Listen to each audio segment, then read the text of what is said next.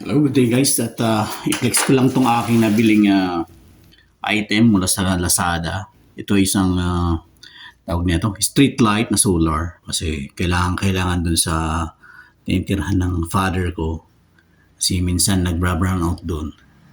So, check natin kung gaano katotoo. Maabot siya ng Maabot siya ng 900, magkano? Ano ba yun? 909. Yan, 909.5 pati na yung delivery charge. Natin mga teknik.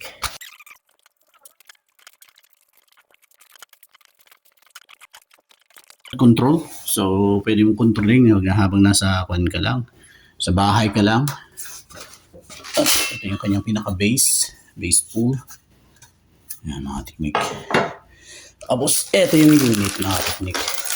So, bali, ang in-order ko is 200 watts. So, tama naman yung kanilang specs. Ito ay hindi siyang mga talks na. Kailangan ko lang ng battery yung kanyang remote control.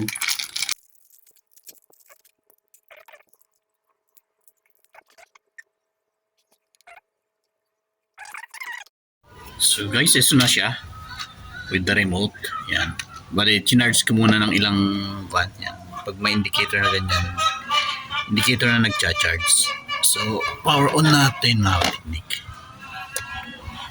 Ayan o. Long press. Yan, umilaw na. Yan. Tapos, pwede nating patayin dito sa remote. So, this time, naka-automatic siya.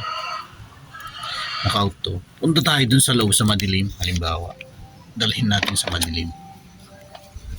Kung ano yung magiging reaction niya. So, mag-react siya sa dilim at the same time at sa motion detection. Ayan, makikita nyo, medyo madilim dito sa loob ng kwarto. So, okay na po siya. Tapos, pag nilabas natin, yan, so merong delay bago siya. So, yun lamang po mga teknik at yan, thank you sa Lazada at sa reasonable price din. Ayan, mga teknik na po siya ulit. Pwede kong i-off.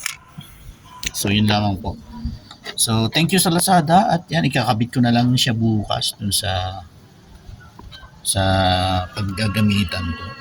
At ayan, totally proven yung Lazada. Marami na nang nabili sa kanila. Pati yung mga tumyam. Kaya doon ako sa Lazada rin bumili kasi hindi ako makabili rito. Tumyam paste, yung mga kaffir leaves, mga ingredients na ginagamit sa pagtutomyam. So sa Lazada ko binili. So halos lahat andun na sa Lazada. So thanks God.